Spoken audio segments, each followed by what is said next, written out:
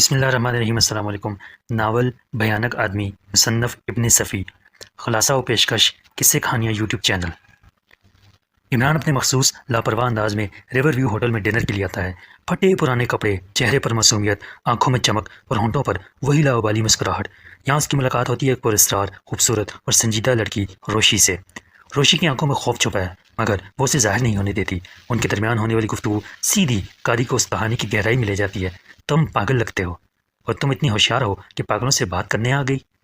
ابن صفی کا ناول بھیانک آدمی ایک ایسا شاہکار ہے جو صرف ایک قاتل کی تلاش نہیں بلکہ خوف، نفسیات اور ذہانت کی ایسی جنگ ہے جو قاری کو ابتدا سے انجام تک باندھ کر رکھتی ہے۔ یہ کہانی صرف عمران کی ذہانت یا ادارے کی مہارت کا مظاہرہ نہیں بلکہ انسانی ذہن میں چھپے ہوئے خوف اور دیوانگی کا گہرا تجزیہ ہے۔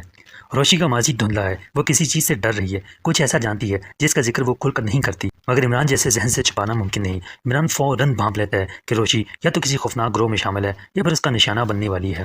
شہر میں یک بعد دیگرے وحشت ناک قتل ہونے لگتے ہیں۔ مقتولین کی آنکھیں باہر کو نکلی ہوئی، چہرے پر شدید خوف کے آثار، جسمانی زخم معمولی مگر نفسیاتی ہلاکت واضح۔ پولیس اور محکمہ تفتیش کچھ سمجھنے سے قاصر۔ تبھی ایکسٹرو یعنی ادارے کا سربراہ یہ معاملہ اپنے ہاتھ میں لیتے ہوئے عمران کو ٹاس دیتا ہے۔ یہ معاملہ عام مجرم کا نہیں، اس بار تمہیں بھی اپنی دماغ کی تمام تاریں کھولنا ہوگی۔ عمران تمام وارداتوں میں ایک قدر مشترک تلاش کرتا ہے، خوف۔ مارنے والوں نے کسی ایسی چیز کو دیکھا یا سنا جو ان کے ہوش و حواس ختم کر گئی۔ وہ روشی کی مدد لیتا ہے۔ روشی پہلے جھجکتی ہے مگر آخرکار اعتراف کرتی ہے کہ وہ ایک مخصوص شخص کے رابطے میں رہی ہے جسے لوگ صرف بھیانک آدمی کہتے ہیں۔ بھیانک آدمی کون ہے؟ نفسیاتی مریض ہے مگر خود کو سائنسدان سمجھتا ہے، لوگوں کے ذہنوں پر قابو پاتا ہے، خوف کو بطور ہتھیار استعمال کرتا ہے۔ وہ مرنے والوں کو جسمانی طور پر نہیں ذہنی طور پر ختم کرتا ہے۔ عمران کو اندازہ ہو جاتا ہے کہ یہ شخص کوئی عام قاتل نہیں بلکہ ایسا ذہین جنونی ہے جو دنیا سے انتقام لینے نکلا ہے۔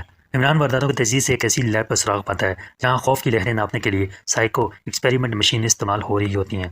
روشی سے بتاتی ہے کہ قاتل خوف کو انٹرٹینمنٹ سمجھتا ہے، وہ لوگوں پر تجربے کرتا ہے اور ان کے جذبات کو ختم کر دیتا ہے۔ موت اس کے لیے قتل نہیں، ایک فن ہے۔ عمران جوزف اور صفدر کے ساتھ اس نیٹ ورک کے گہرے راز کھولتا ہے۔ انہیں پتہ چلتا ہے کہ بھیانک آدمی دراصل ایک ایسا سائنسدان تھا جسے سوسائٹی نے ٹھکرایا اور اب وہ انتقام کی نفسیاتی شکل میں لوٹ آیا۔ عمران آخرکار بھیانک آدمی کے سامنے جا کھڑا ہوتا ہے، ایک سنسان کوٹھی میں جہاں ایک تجربہ گاہ قائم ہے۔ دونوں کے درمیان ہونے والی دماغی جنگ قابل دید ہے۔ میں تمہاری رگوں میں وہ خوف ڈال سکتا ہوں کہ تم خودکشی کر لو۔ عمران مسکرایا۔ تم وہ آدمی ہو جو خود آئینے میں دیکھنے سے ڈرتا ہے۔ عمران اس تجربہ گاہ کو تباہ کر دیتا ہے۔ بھیانک آدمی اپنی ہی دوا کا شکار ہو کر پاگل ہو کر مر جاتا ہے۔ اس ناول کا بہترین اقتباس: میں قاتل نہیں، ڈاکٹر ہوں، لیکن میرا مریض وہی ہے جو ڈرتا ہے۔ میں ان آنکھوں کی تلاش میں ہوں جو مرنے سے پہلے خوف کی مکمل تصویر بن جائیں۔ کیا روشی واقعی بے قصور تھی؟ کیا بھیانک آدمی اکیلا تھا یا کوئی اور بھی اس کے ساتھ تھا؟ ایکسٹرو کی خاموشی اتنی دیر کیوں رہی؟ اگر خوف کو مارا جا سکتا ہے تو کیا کوئی نیا خوف پھر جنم نہیں لے گا؟ یہ وہ سوال ہیں جو اس ناول کو پڑھ کر انسانی ذہن میں ضرور دستک دیتے ہیں۔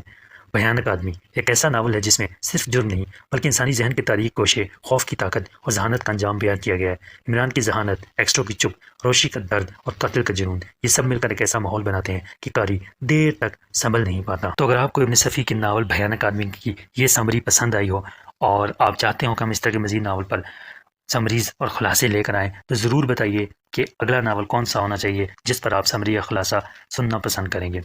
اور یہ سمری اور خلاصے کا بنیادی مقصد یہ ہے کہ لوگ زیادہ سے زیادہ عمران سیریز کی طرف آئیں، جس طرح اس ناول میں بھی ہم نے سمری میں، خلاصے میں بہت سے کوسچن مارک، سوالیہ نشان چھوڑے ہیں تاکہ اس ویڈیو کو دیکھنے کے بعد بھیانک آدمی ناول کو پڑھنے کی جستجو اور چاہ میں پہلے سے زیادہ اضافہ ہو۔ تو ملتے ہیں ایک اور ایسی ویڈیو کے ساتھ۔ اگلا ناول کون سا ہونا چاہیے جسے آپ سننا پسند کریں گے؟ آپ کا فیوریٹ ناول کون سا ہے؟ ضرور بتائیے۔ ملتے ہیں جی اگلی ویڈیو میں۔ چینل سبسکرائب کریں، بیل آئکن پریس کریں، دعاؤں میں رکھیں یاد، خوش رہیں، جوان رہیں، اللہ حافظ۔